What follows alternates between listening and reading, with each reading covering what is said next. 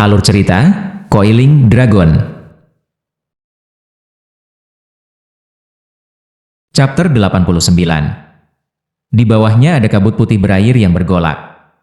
Berdiri di tebing-tebing, sama sekali tidak ada cara untuk melihat bagian bawah. Pahat lurus di tangan, Linli sedang mengintip ke lembah Foggy. Linli telah menghabiskan 3.000 koin emas untuk membeli pahat lurus, dan dalam hal ketajaman, bahkan melebihi belati hitam Linli yang sebelumnya digunakan. Setelah semua, untuk Linli, pahat lurus lebih cocok untuk tangannya daripada belati. Linli sudah berada di dalam rentang gunung Magical Beast selama lebih dari 1,5 bulan. Dia merasakan itu sekarang, dia berada di puncak kekuatannya, dalam kondisi terbaik. Lapisan padat esensi unsur bumi mulai berputar di sekitar Linli sebagai Linli lembut melantunkan kata-kata mantra magis. Akhirnya, itu terbentuk menjadi seperangkat baju besi yang tampaknya sederhana, tetapi jika seseorang melihat lebih dekat padanya, orang akan menemukan bahwa bahan itu dibentuk dari tampak sangat seperti batu permata, dengan satu-satunya perbedaan adalah bahwa baju besi batu permata ini terpancar dari tanah. Esensi unsur. Mantra gaya bumi dari peringkat ke-7, Earth Guard Armor, level Jadestone. Magus dari peringkat ke-7 jauh lebih kuat daripada Magus dari peringkat ke-6. Kekuatan mantra pertahanan saja berlipat 10 kali lipat. Sekarang, jika saya bertemu dengan Dragon Hawks itu lagi, hanya menggunakan armor Jadestone saya akan dapat dengan mudah menangani pukulan mereka. Linli merasa sangat percaya diri. Selanjutnya, Linli mulai menggumamkan kata-kata ke mantra elemen angin. Udara mulai berputar tentang tubuh Linli ini, sampai akhirnya, Linli terangkat ke udara dan mulai melayang ke lembah Foggy. Linli sebenarnya cukup percaya diri ketika datang untuk menyelidiki lembah Foggy. Aku sekarang memiliki kedua armor Jadestone dan juga teknik melonjak. Selain itu, tingkat kebugaran fisik saya adalah seorang pejuang dari peringkat ke-4. Ketika dibantu lebih jauh oleh mantra supersonik dari peringkat ke-7. Kelangsungan hidup seharusnya tidak menjadi masalah. Linli perlahan-lahan berjalan melalui Foggy Valley, sama sekali tidak terburu-buru. Ini karena dari rumput Blue Heart. Blue Heart Grass sangat penting bagi Linli. Selain dari pengadaan Blue Heart Grass, Linli juga sangat ingin tahu mengapa begitu banyak binatang ajaib semua tinggal di sini, terutama mengingat mereka semua milik berbagai kategori binatang buas. Bos, hati-hati. Jangan lupa bagaimana kamu hampir diburu terakhir kali. Bebe secara mental mengingatkannya. Jangan khawatir. Semakin jauh ke bawah Linli terbang, semakin besar kesenjangan antara dua tebing tumbuh. Jelas, lembah ini luar biasa besar. Dalam kabut berkabut, Linli terbang dengan sangat hati-hati sambil memeriksa sekelilingnya. Bebe juga menonton dengan sangat hati-hati. Keduanya mencari lebih banyak rumput Blue Heart. Target pertama yang diarahkan Linli adalah secara alami tempat ia telah melihat Blue Heart Grass terakhir kali, di mana ia tidak memiliki kesempatan untuk mengumpulkannya. Memeluk tebing, Linli terus maju dengan hati-hati. Bos, aku melihat rumput Blue Heart. Itu ada di sana. Mata Bebe sangat tajam. Linli mengambil melihat juga, dan langsung matanya menyala. Bilah rumput berwarna hijau, tetapi arus samar biru memancar dan mengalir di sepanjang mereka. Tidak ada Green Tattooed Python, kan? Linli tidak berani terlalu terburu-buru. Meskipun dia tidak lagi takut pada Green Tattooed Python, begitu dia mulai bertarung dengannya, kemungkinan besar banyak binatang ajaib lainnya akan tertarik ke sini juga. Dia jelas tidak memiliki kepercayaan diri yang cukup dalam berurusan dengan pasukan binatang ajaib.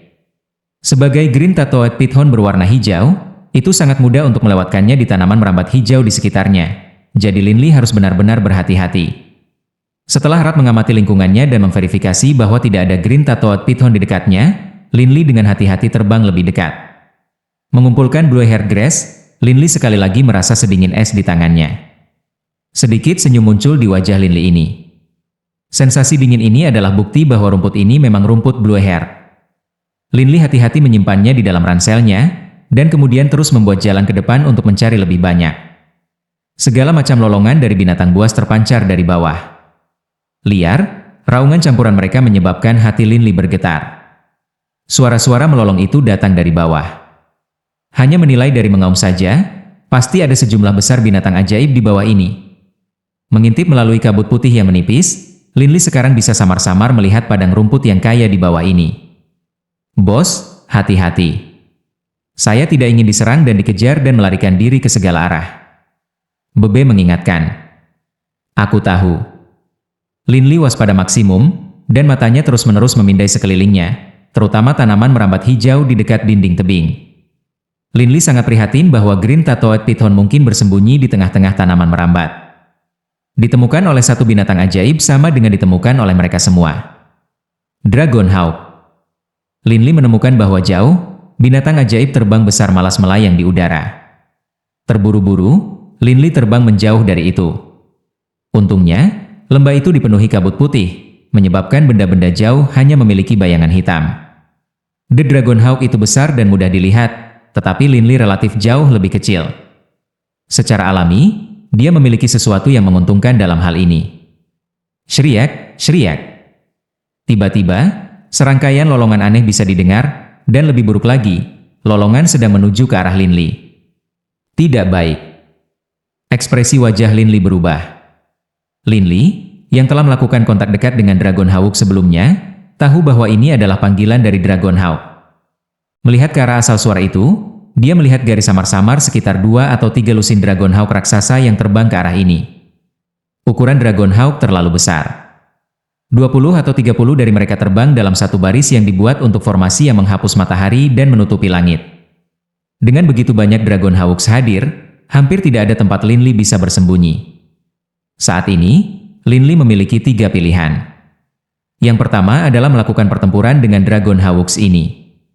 Yang kedua adalah terbang dan melarikan diri untuk hidupnya. Yang ketiga, terbang jauh ke dalam perut gunung. Tanpa ragu-ragu sama sekali, Linli segera melemparkan dirinya ke bawah, menyala-nyala melalui kabut putih. Dalam ruang nafas, Linli telah mengubah dirinya menjadi panah, menembak dirinya sendiri ke tengah-tengah dataran berumput. Dan kemudian, tanpa bergerak sedikit pun, dia melemparkan dirinya sendiri ke bawah, bersembunyi di rumput. Linli dengan hati-hati mulai merangkak ke tepi dataran. Di tepi rerumputan, dia mengintip keluar, dengan hati-hati menilai lembah. Ini adalah lembah yang sangat luas, dipenuhi dengan sungai-sungai serta ladang berumput yang besar, tampak seperti utopia murni. Tapi, utopia murni ini dipenuhi dengan makhluk merangkak raksasa yang tak terhitung jumlahnya. Tingginya 2 lantai, dan panjangnya 30 meter, dengan batu karapas, seperti batu karapas, masing-masing memiliki ukuran setengah orang. Informasi yang relevan segera muncul di pikiran Linli ini. Landworm. Binatang ajaib dari peringkat ke-6. Elemen api. Jika hanya ada satu landworm, itu tidak akan menjadi ancaman. Tapi, Linli memindai area. Ada lebih dari 100 landworms di sini. Jika 100 landworm semuanya menyerang, tidak akan ada cara untuk memblokir mereka. Tapi mereka tidak cukup cepat. Bagi saya, mereka seharusnya tidak menimbulkan banyak ancaman. Linli memandang ke arah binatang ajaib lainnya. Di dalam lembah, landworms hanya membentuk sebagian kecil dari total populasi binatang ajaib. Ada juga sejumlah besar. Velocidragon. Velocidragon bukan hewan pembungkus, jadi sebagian besar dari mereka ditempatkan di berbagai tempat di lembah. Pada saat yang sama, langit dipenuhi dengan Dragon Hawks.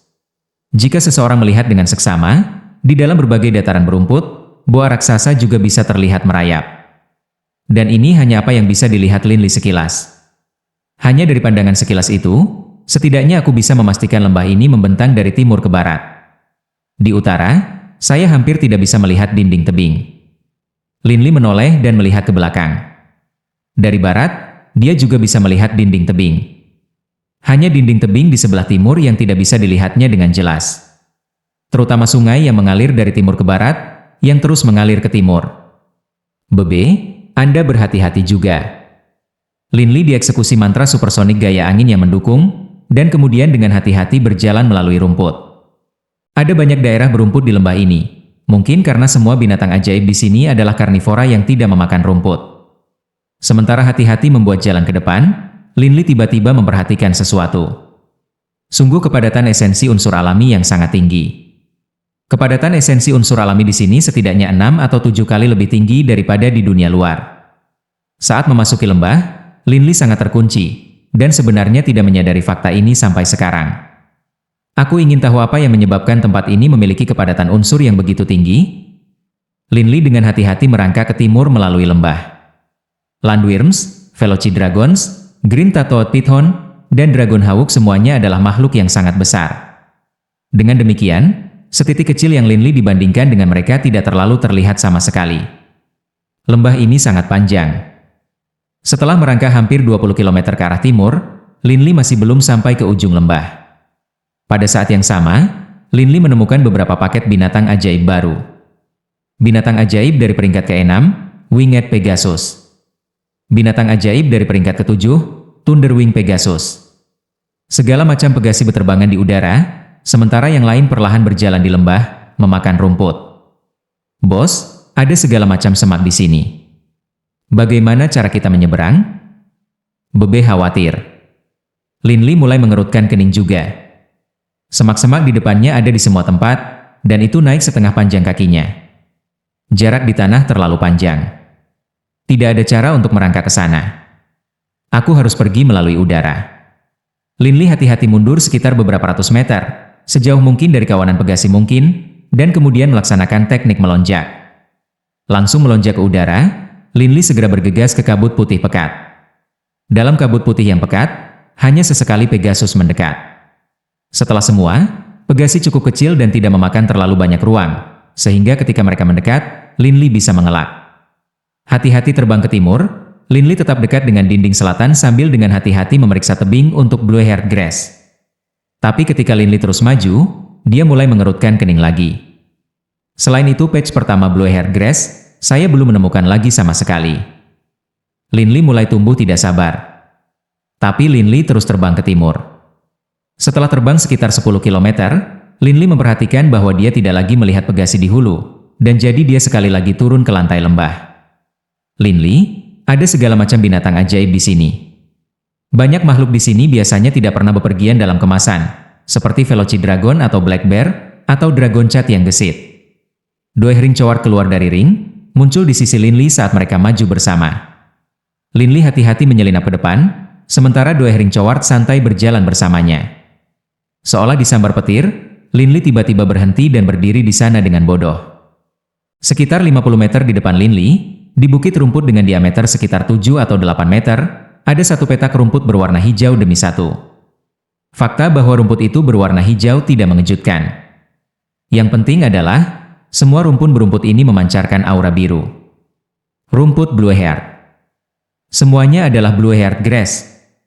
Pada saat ini, detak jantung Linli berhenti. Surga. Sepetak Blue-haired Grass bernilai puluhan ribu koin emas, dan itu akan dianggap sebagai barang berharga yang bahkan jarang terlihat di pasar. Tapi 50 meter di depannya, di dalam rerumputan selebar 7 atau 8 meter itu, setidaknya ada 100 tambalan rumput Blue-haired. Banyak. Aku bisa meraihnya 7 atau 8 sekaligus. Linli menarik napas dalam-dalam. Mata dua ring coward berbinar. Linli, untuk keperluan minum darah naga hidup, kemungkinan besar 4 atau 5 rumput Blue-haired akan cukup. Memiliki begitu banyak rumput Blue-haired di satu tempat tidak terbayangkan. Namun, area di sekitar rumput Blue-haired kosong, tanpa tempat untuk bersembunyi. Bagaimana Anda akan sampai di sana? Mungkin rumput Blue-haired bertentangan dengan rumput normal. Di area 30 meter di sekitar Blue-haired Grass, tidak ada satu helai pun rumput normal. Tidak ada banyak binatang ajaib di sekitar sini, dan yang ada di sini bukanlah binatang buas. Mereka tersebar di semua tempat.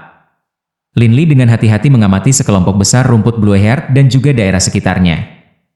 Hanya ada 7 binatang ajaib yang terletak di dekat rumput Blue-haired.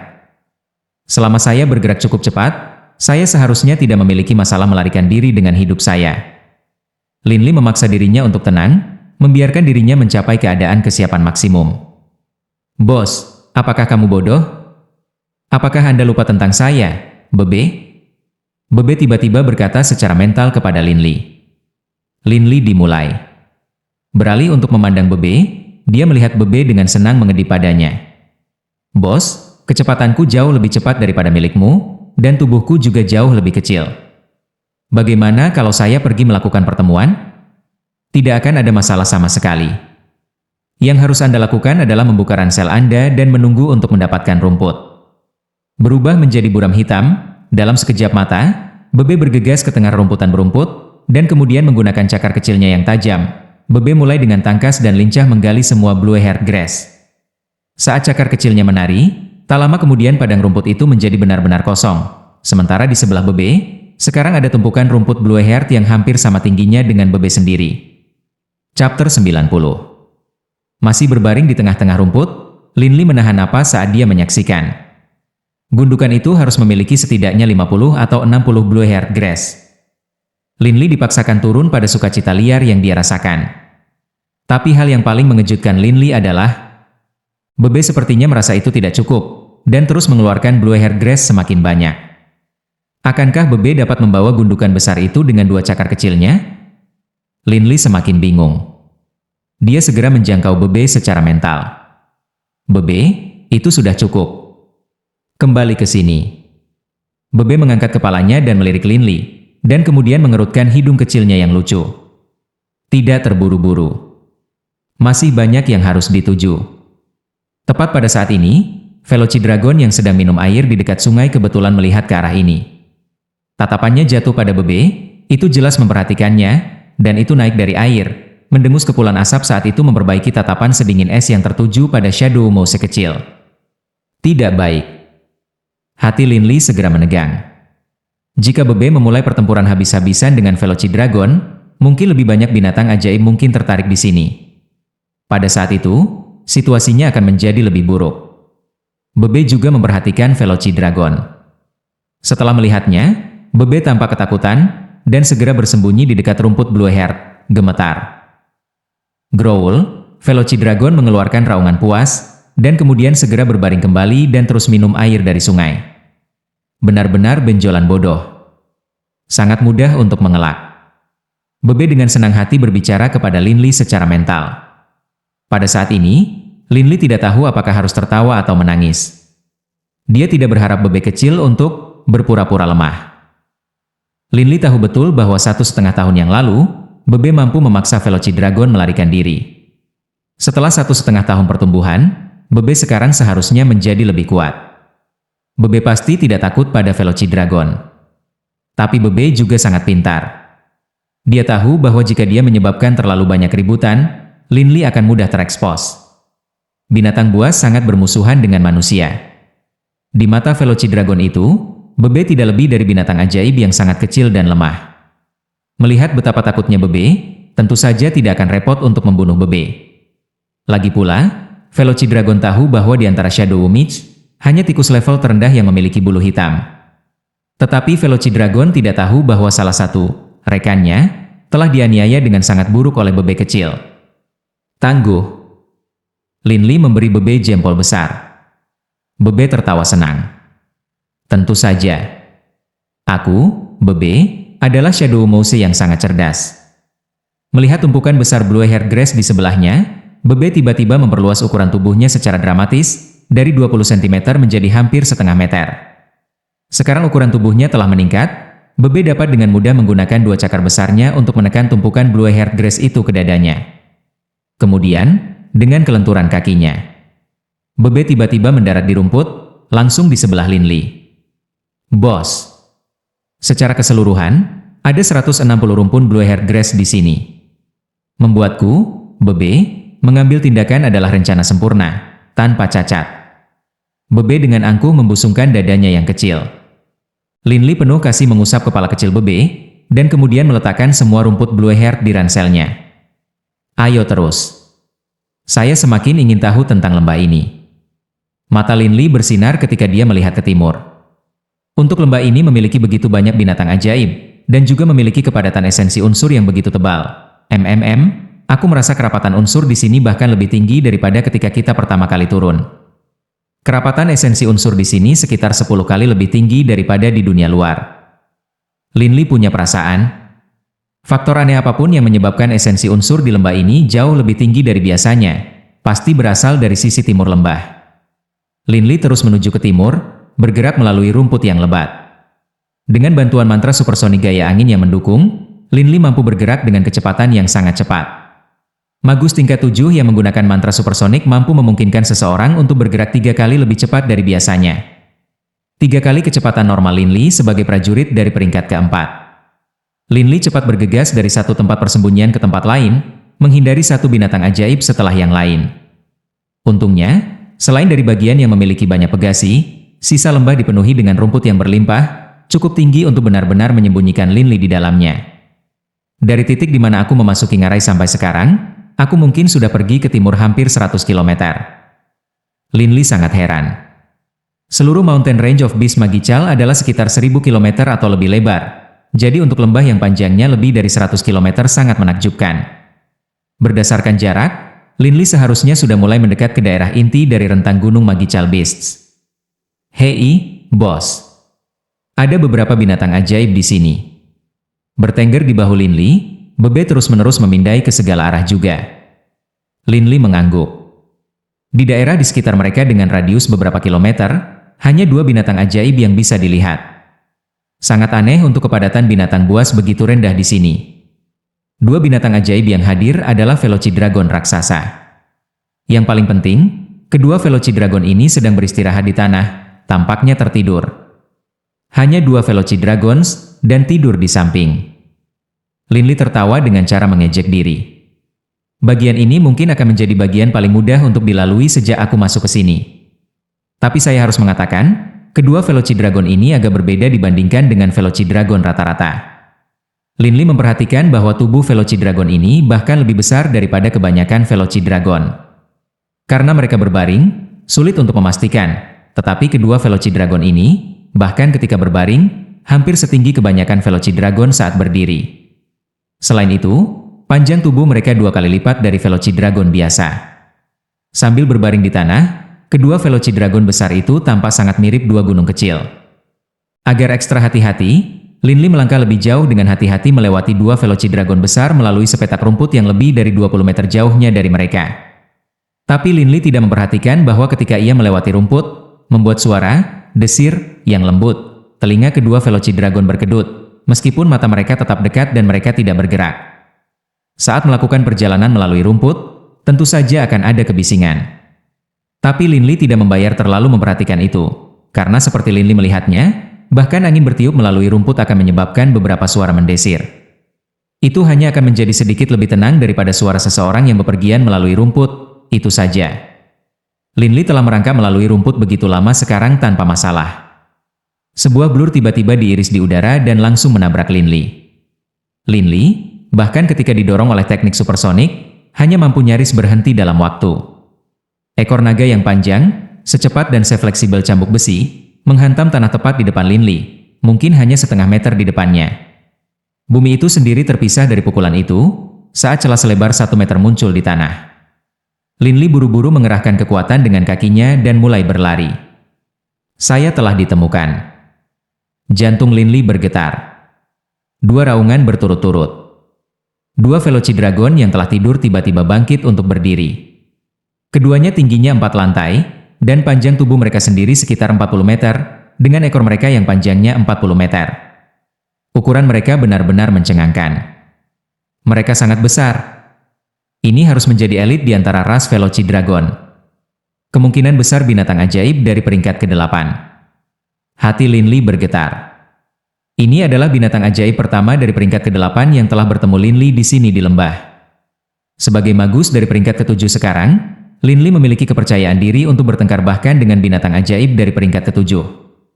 Tetapi ketika bertemu dengan binatang buas tingkat 8, dia bahkan tidak berani untuk memikirkan pertarungan, karena pada peringkat yang lebih tinggi, perbedaan kekuatan untuk setiap peringkat semakin bertambah jelas.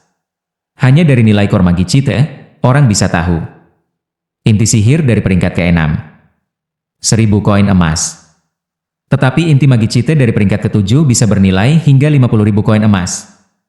Kesenjangan antara peringkat ke-6 dan ke-7 dengan mudah dibayangkan. Inti sihir dari peringkat ke-8, harganya bisa mencapai hingga 500.000 koin emas. Adapun inti Magicite dari peringkat ke-9, nilainya adalah 5 juta koin emas yang menakjubkan. Ini hanya perkiraan umum berdasarkan buku-buku di perpustakaan. Pada kenyataannya, inti sihir dari beberapa binatang ajaib yang sangat besar dan kuat sangat langka, dan karenanya bahkan lebih berharga. Seringkali, Anda bahkan tidak dapat menemukannya di pasar. Binatang ajaib dengan peringkat ke-8 jauh lebih kuat daripada binatang ajaib dengan peringkat ke-7. Kedua Velocidragon dari peringkat 8 bertukar pandangan. Ekspresi hiburan benar-benar muncul di mata mereka, dan kemudian mereka berbalik, pengisian pada Linli dengan kecepatan tinggi. Kecerdasan binatang buas ajaib dari peringkat 8 jelas tidak kurang dari manusia manapun. Pada kecepatan maksimum, Linli mulai dengan panik berlari ke arah timur sambil segera mulai mengucapkan kata-kata mantra-mantra melonjak teknik gaya angin. Tapi karena itu adalah mantra ajaib dari peringkat ke-7, mantra itu juga cukup rumit, dan harus mengambil sedikit waktu untuk tampil. Pada titik ini, Bebe juga tidak berani mencoba pamer. Dia bisa mengalahkan Velocidragon dari peringkat ke-7, tetapi Velocidragon dari peringkat ke-8? Hanya berdasarkan ukurannya saja, yang ukuran penuh lebih besar dari Velocidragon biasa, Bebe tahu betul bahwa giginya bahkan mungkin tidak bisa menggigit sisik dan mencapai daging mereka. Ukuran mereka yang besar menandakan bahwa mereka memiliki sisik yang tebal juga. Setiap skala Velocidragon dari peringkat ke-8 ini memiliki ketebalan lebih dari setengah meter, dan di bawahnya ada lapisan otot yang lebih tebal. Melukai mereka adalah proposisi yang sangat sulit. Memiliki kecepatan seorang prajurit dari peringkat ke-4 didorong oleh mantra supersonik, kecepatan perjalanan Linli ini masih agak lebih cepat daripada Velocidragons agak lambat. Makhluk-makhluk besar ini agak lambat dan lamban, tetapi setiap langkah yang mereka menempuh jarak yang sangat jauh. Setiap langkah mereka menempuh jarak 10 dari Linli. Yang paling penting, ekor seperti cambuk besi dari Velocidragon ini dari peringkat ke-8. Memiliki kecepatan kilat, mereka bahkan lebih cepat daripada ekor Velocidragons dari peringkat ke-7. Dengan flash dan flicker, mereka bisa bergerak puluhan meter, dan kira-kira sejajar dengan kecepatan Bebe sendiri. Bumi bergetar ketika dua besar, makhluk yang berat terus mengejar Linli. Seringkali, mereka berdua bertukar pandangan yang aneh satu sama lain. Linli tiba-tiba terbang ke langit. Dia akhirnya menyelesaikan mantra untuk teknik melonjak. Saya akhirnya aman. Linli cepat terbang lebih tinggi. Melihat dua Velocidragon besar di bawahnya, Linli akhirnya menghela napas lega. Kedua Velocidragon dari peringkat 8 ini benar-benar jahat. Mereka dengan sengaja berpura-pura tidur untuk memikatku. Sebenarnya, apa yang Linli tidak sadari adalah bahwa kedua Velocidragon tidak memancingnya sama sekali sebelumnya. Tapi dua Velocidragon dari peringkat 8 ini sangat sensitif terhadap lingkungan mereka. Mereka sangat terbiasa dengan suara angin yang berdesir melalui rerumputan. Ketika mereka mendengar frekuensi gemerisik tiba-tiba berubah, tentu saja mereka akan segera menjadi curiga. Dua Velocidragons dari peringkat ke-8 menyaksikan Linli terbang. Mereka tidak tampak marah sedikit pun. Sebaliknya, mereka mengangkat kepala tinggi-tinggi dan meraung. Suara menderu itu tampak hampir bahagia. Linli bisa membedakan antara auman marah dan auman kesenangan. Tiba-tiba, udara di atas Linli terpecah dengan raungan drakonik juga. Satu raungan drakonik mengikuti yang lain. Hanya dari jumlah mengaum, orang bisa mengatakan bahwa ada sejumlah besar binatang ajaib yang hadir. Mereka di atasku. Berhenti di udara, Linli mendongak, kaget. Dari dalam kabut putih berkabut, satu binatang buas drakonik besar demi satu mulai muncul, masing-masing dari mereka sekitar 70 atau 80 meter panjang, dan dengan lebar sayap besar sekitar 50 atau 60 meter panjang juga. Beberapa tokoh besar drakonik melayang-layang di sana di kabut putih. Linli bisa tahu sekilas ada berapa banyak. Setidaknya beberapa lusin. Linli merasa seolah-olah dia tidak bisa bernapas. Satu binatang drakonik terbang besar demi satu turun dari langit. Sisik berwarna api mereka sangat cemerlang, dan nyala api tampak berkedip di seluruh tubuh mereka. Naga api. Linli tahu bahwa situasinya baru saja menjadi bencana. Naga api dianggap sebagai binatang jenis naga kelas menengah. Kebanyakan naga api adalah binatang ajaib dari peringkat ke-8, sementara anggota elit dari ras itu bisa mencapai peringkat ke-9 dalam kekuasaan. Dua binatang ajaib dari peringkat ke-8 bisa memberi saya begitu banyak kesulitan untuk waktu yang lama. Sekarang, saya berurusan dengan 10 yang bisa terbang. Linli merasa sangat sedih sekarang. Dan tepat pada saat itu, seruan mengaum lainnya mulai keluar dari arah yang berbeda. Dan kemudian, satu makhluk terbang demi satu, masing-masing berukuran kira-kira sama dengan naga api, mulai melebarkan sayap besar mereka dan terbang ke arah ini.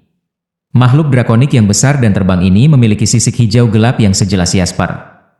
Binatang terbang drakonik ini dengan sisik Jasper hijau tidak sedikit lebih sedikit jumlahnya dibandingkan dengan naga api. Dua Velocidragons dari peringkat ke-8 di bawah Linli mulai mengaum geli juga. Mata mereka dipenuhi dengan kejahatan jahat. Sekarang saya tahu mengapa ketika saya memasuki area ini, saya hanya melihat Velocidragons dari peringkat ke-8 dan tidak melihat apa-apa lagi. Lin Li merasa sedih. Kemungkinan besar, hanya binatang buas ajaib dari peringkat ke-8 yang diizinkan untuk tinggal di daerah ini. Binatang buas ajaib dari peringkat ke-7 tidak berani masuk. Naga api dan naga-naga ini adalah semua binatang buas tipe paket dari peringkat ke-8. Kemungkinan besar, kedua Velocidragon ini hanya bermain-main denganku sepanjang waktu ini. Ketika mereka melihat aku akan terbang dan melarikan diri, mereka segera berteriak agar naga api dan naga zamrud datang juga. Lebih dari 100 naga terbang besar berputar-putar di atasnya di langit. Baru sekarang Lin Li menyadari apa yang sedang terjadi. Tapi sekarang, jalan keluar melalui langit dilarang baginya. Bos, apa yang akan kita lakukan? Suara menyedihkan Bebe terdengar di belakang pikiran Lin Li ini. Lanjut di video chapter berikutnya. Terima kasih.